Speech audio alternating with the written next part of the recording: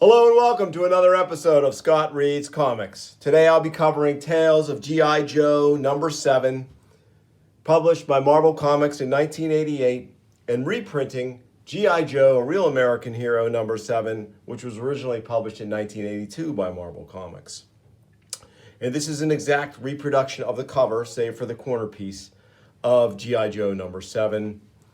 And it says, a moment ago they were enemies. Now they fight together against the greatest evil in the world. And you have Stalker and Colonel Brekhov back to back, blasting away with some Cobra troopers, some Cobra commandos, assaulting them from all sides. A great Herb Trimpe cover.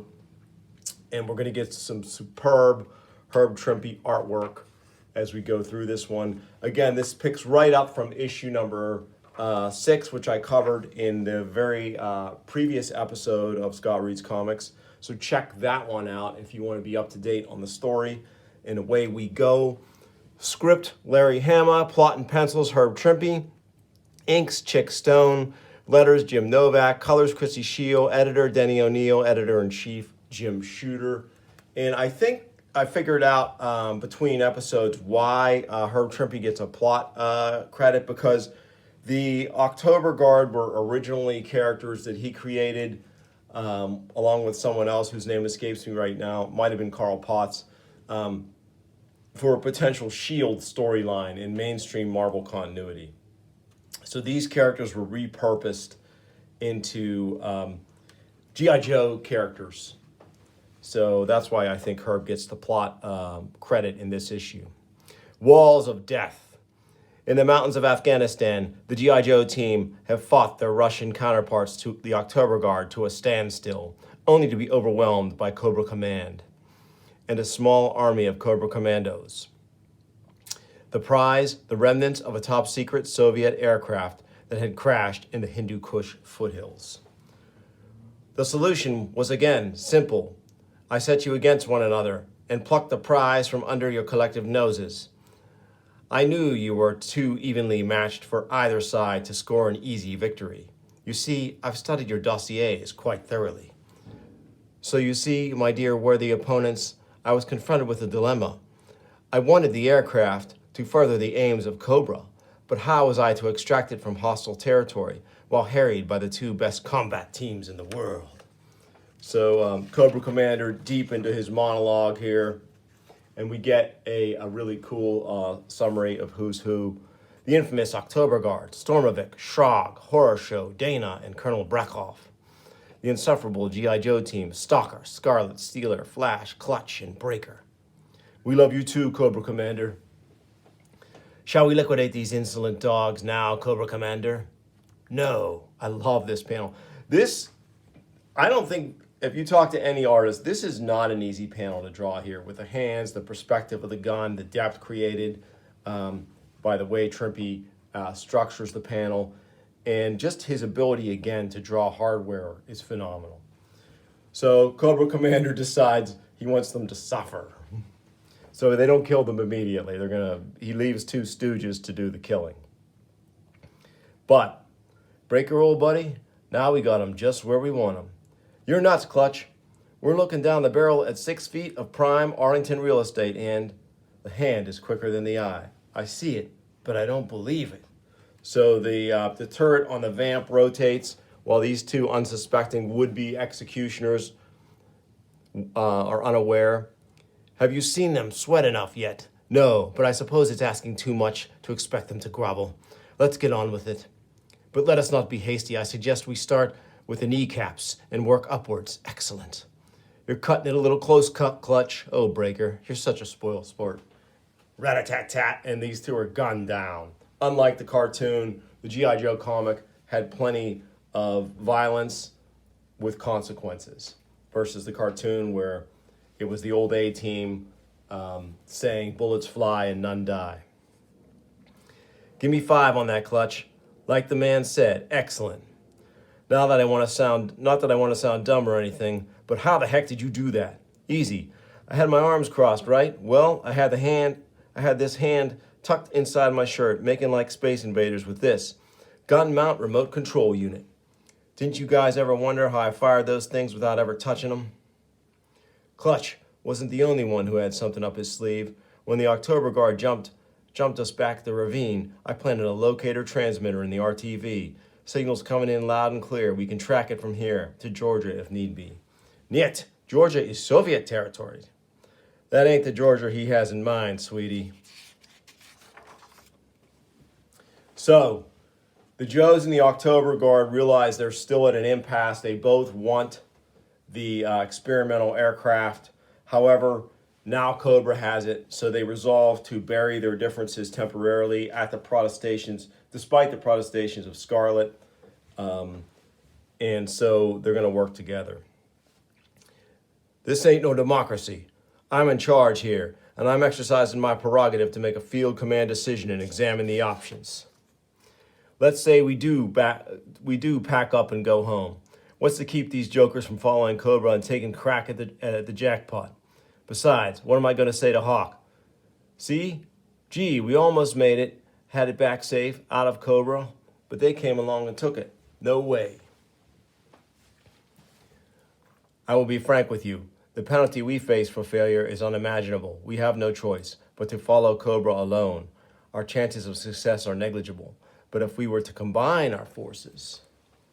So again, it's resolved after some debate that the two groups are going to combine their forces.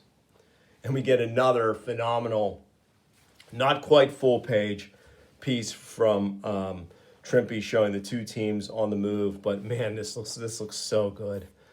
This really reminds me a little bit of some of the Michael Golden stuff we saw in G.I. Joe Yearbook number 2, in a way. And that double page spread from issue 6 that I showed you last episode also kind of reminded me of that. But along the way, they encounter the Iranian border patrol. Slow down, Clutch. They've been watching our dust for miles. Nothing left to do but try to brazen it out. That's rich. What are we going to do? Promise to give them the Shah back? How about asking for room and board at the embassy? How about clamming up and picking out your targets? Man, this is too hairy for words. I hope those Ruskies back there don't decide to pull the double whammy on us. They were beside us a minute ago. How did they get behind us? So a gunfight starts, and suddenly the October Guard flank the Iranian border guard, and the two teams leave a field of dead bodies with perhaps one sole survivor in their wake as they sweep through into Iranian territory, where Cobra's base presumably is. That's it, the Cobra stronghold. The beeper is going crazy, so the plane must be inside. Comrades, it is formidable looking, no? Let's take a closer look through the old image intensifier. Start out at low magnification and zoom in slowly. The walls are looking very solid, but there must be an entrance, some weak point. I don't see anything yet, but solid wall. Zoom in a little closer. Still just a bunch of walls. Smooth, solid, unbroken walls. I think we got a problem. Clutch, help me strap on the jump jet. I'm going upstairs for a closer look. Whoosh. So this is great use of an actual toy product in the comic. Of course, as a kid, man, I wanted October Guard action figures, but it wasn't going to be during the time when I was buying these figures as an 11, 12-year-old. But I did have Soccer. I had pretty much all these other characters, and I had the jetpack, the jump jetpack, which is Jet Unit Mobile Propulsion. Another great toy, and Hama weaves these toys along with the Vamp into the story so seamlessly. Meanwhile, Cobra Commander, now in his ceremonial hood, is taking a moment to celebrate their victory when he is rudely informed that the G.I. Joes and the October Guard have survived. Dolts, idiots, morons! Those two fools have let them escape. No matter. They are in a hostile country with no support. They must attempt to penetrate our defenses by stealth. We will permit them to enter our stronghold, keep them under close observation, and crush them at our leisure. All hail, mighty Cobra. All units report to battle stations. So here our two teams have agreed on a potential plan of attack to get into this base with this crude drawing in the sand. Very well done here by our team. And I have to take a moment too to compliment Christy Shield on the colors on this. They're really lovely, and they reproduce very nicely on this Baxter paper. I know, folks, in the comments from the last episode, a couple of people commented that they preferred the old newsprint, and I love newsprint too, but I do love me some Baxter paper. I feel like it has some of the best of both worlds with better color reproduction without the shiny, slick effect of modern comics. Inside the stronghold, our sensors show two assault teams at the north and south walls. Seal the blast doors to the inner sanctum and activate automatic intruder neutralization units. At the north wall, here's the drill. Steeler and Breaker are going to the top with jump jet. Scarlet, Flash, and I are going in through the wall. Clutch stays outside to monitor the radio and lay down fire suppression for our getaway. Hey, Scarlet, if you want to touch up your eyeshadow, I'll let you use my rear view mirror. What for, Exhaust Breath? There's nobody out here worth impressing. Scarlet's still salty over the alliance with the October Guard. At the south wall, Shrog climbs to the roof. Stormovic stays outside, the rest inside with me. So the October Guard are pursuing their own plan of access. There's no seam in this wall, fellas. It's as if they built a giant jello mold and poured it full of steel-reinforced concrete. Stand back. I'm going to take a crack with the laser rifle. Full power. Hold it. A door's opening. You're not thinking of walking through that, are you? It's gotta be a trap. So what? They know we're here as soon as you cut loose with the laser. Can't argue that. You know, there's something real familiar about this pattern on the roof. I just can't place it. It is resembling what you call it hot dish. Niet, no, hot plate. So they activate a trap and shock these three characters, two members of the Joes, and an October Guard member, Shrog, unconscious. Breaker, this is Clutch. What's going on up there? Breaker, hey, Breaker. Stalker, this is Clutch. Something funny's happening up top. I've lost radio contact with Breaker. And then, we see Clutch is being snuck up upon here by someone. Poor boy sounds nervous. Ask him if he needs some help somebody to hold his hand. Just stay where you are, Clutch. Breaker can take care of himself. I'm sitting tight. Tell Scarlet she should have powdered her nose in my mirror while she... Clutch, do you hear me? Clutch. So Clutch goes dead. So is Clutch out of the fight? We'll have to find out. No answer. We're on our own now. I love this panel. Man, Trimpe is so good. And the coloring is spot on here. Stalker's awesome. Always been one of my favorite Joes. Just totally great. The team on the roof is unconscious. Send a squad up to collect them and step up termination procedures for the intruder teams. So here, the Joes are barely avoiding a laser enfilade coming from the walls. And again, excellent storytelling by our team. Stalker loses his beret. Looks like we picked up a dead end. That's the good news. The bad news is, under my foot, is it a mine? Worse, it's a trip release. So a deadfall nearly crushes them, and now they nearly get flooded out. But through some excellent ingenuity from Scarlet, they actually are able to hang on here. She drives one of her stars into the wall. I'm wedging a throwing star into this crack, like a mountain climber's python, and hoping the crossbow is strong enough to hold the three of us. Good enough, Scarlet. The water's going down already. Whew, that was close. This pit goes straight down and then some. What now? Turn back? That's what they're expecting us to do. Our only advantage is in doing the unexpected.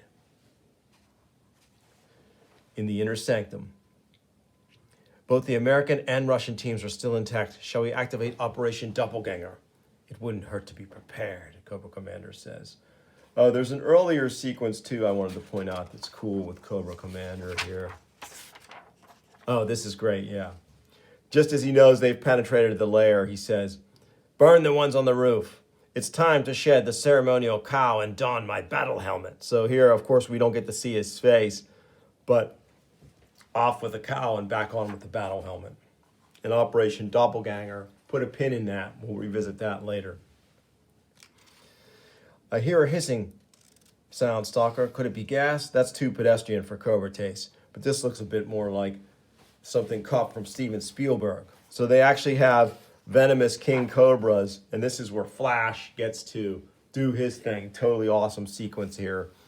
Again, Trippy is aces on the gear. They look just like the action figures in the package. So great. I'll handle this one. I've got the protective gear. It's all yours, Flash. Anyone for Rose Cobra? I said it for well done. Zap. So a whole room full of Cobras taken out. But again, they meet a cadre of Cobra Commandos. Looks like they don't like you either, Stalker. So rat-a-tat-tat-tat. I love the sound effects. They're pinned down a bit here, but Stalker throws a grenade and takes them all out. Badoom! A rolled steel blast door. Must be something pretty important behind this sucker. Laser time? Nah, I've been getting tired of carrying around this rucksack full of C4 plastic explosives. Better get yourselves behind the bend in the tunnel. This is going to get me loud. So he sets the C4 and blows the door. But the October Guard has gotten there before them. Colonel Brekov? I'm believing there's a saying in your country, better late than never. I'm afraid this does not apply in this case. Your weapons, please. But then they realize they're surrounded by Cobra Commander and his Cobra Commando operatives. And speaking of weapons, you will drop yours immediately. I entrusted your elimination to subordinates before. But I, unlike you, have learned from my mistake. I shall oversee your execution personally. Not likely, chump. Thok. So back here, we see this Cobra Commando step up, and it's actually Clutch in disguise. You, the one they call Clutch. That's my name, don't wear it out. Tell your bully boys to drop their hardware. I'm feeling right ornery, and my finger is twitching. And tell them to bring out Steeler and Breaker. Do as he says. I've got these jokers covered. The rest of you, keep an eye on the Reds. I know the way out of this maze. Get Steeler and Breaker on board the RTV and get ready to move out. Me and Stalker are riding out on the Vamp, and we're taking Mr. Head Cobra with us as insurance. Of course, Colonel Brekov cannot allow the Joes to succeed. So his only recourse is to eliminate the hostage. Again, this panel here, I know it's Trippy, and I think Jack Abel, the inker on this one. Let me just confirm that to be sure. Chick Stone is Jack Abel inked the last issue. Man, this looks like Michael Golden marks here a little bit. I love that, just that little bit of cartooniness in the face. Now you've done it. Now we're all, what? This ain't Cobra Commander. This is a double wearing a loudspeaker. So remember Operation Doppelganger? This is it. Of course, you didn't think I would expose myself to your dangerous presence again, did you? I speak to you from the safety of my deep bunker where, stop them. We don't want to hear it, buddy. Let's get this show on the road. So I love how they interrupt his monologue and just say, we're just getting out of here. And Dana from the October Guard says, wait, take us with you. Shove off, sister. This bus is full. Besides, you're a rear guard diversion. You certainly have a way with the ladies, Stalker, so he just shoves her aside. Just awesome cartooning here. Totally great. Dad, Clutch, we thought you'd had it. How'd you pull this off? When I was ribbing Scarlet about using my rear view to fix her makeup, I glanced at the mirror and caught an eyeball full of Cobra Trooper. So I beamed him with the microphone, put on the fun hat and mask, and walked right into the stronghold. Epilogue, the port of Karachi in Pakistan. Well, Hawk, it was rough going there for a while, but we made it. Terrific job, Stalker. I guess I can tell you the truth now. The truth? We airlifted the real plane out of Afghanistan yesterday. That box you've been hauling is just full of scrap metal and no deposit bottles. You were the red herring, the decoy. Excellent work, team. Excellent. And just the look on their faces is just priceless here. It's just so awesome. And this is a classic Larry Hama twist. He always did stuff like this. Next issue, codename Sea Strike. So, what an amazing two-parter. I'm so glad to have shared it with you here. Tales of G.I. Joe #7, reprinting the original G.I. Joe #7. And the previous episode, #6, comprising the first appearance in full story involving the October Guard. I hope you enjoyed it. If you did, please like and subscribe, tell your friends, and I'll bring you more soon on Scott Reads Comics. Thanks for watching.